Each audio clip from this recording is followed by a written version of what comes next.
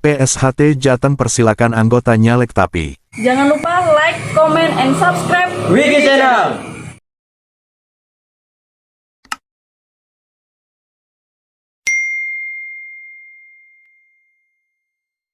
Angling Aditya Purbaya, Detik Jateng. Sabtu, tanggal 13 Mei tahun 2023 pukul 20.58 waktu Indonesia Barat. PSHT Jateng saat menggelar rapat kerja di Semarang, Sabtu tanggal 13 Mei tahun 2023. Semarang, Organisasi Persaudaraan Setia Hati Teratai PSHT, disebut memiliki sekitar 2 juta anggota di Jawa Tengah. Menghadapi pesta demokrasi, Ketua Pengurus Provinsi Pengprov PSHT Jateng, Kun Sriwibowo mengingatkan anggotanya agar jangan bawa-bawa nama organisasi ketika memberikan dukungan politik.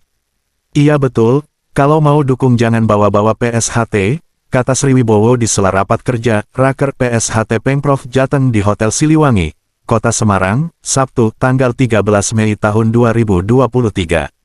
Meski begitu, Sriwibowo tidak melarang jika ada yang memberikan dukungannya kepada calon-calon tertentu. Namun, hal itu bersifat individu dan tidak mengatasnamakan kelompok.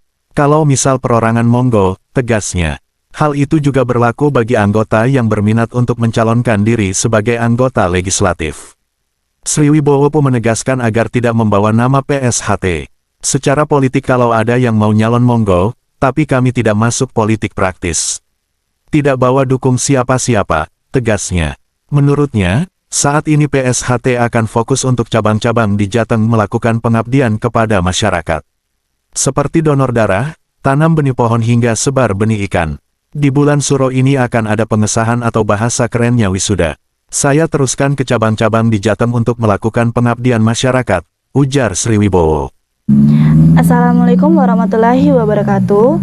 Untuk dulur-dulur PSHT dimanapun kalian berada, jangan lupa support Wiki Channel dengan like, comment, share, dan subscribe, serta aktifkan loncengnya. Terima kasih. Wassalamualaikum warahmatullahi wabarakatuh. Salam persaudaraan PSHT Jaya.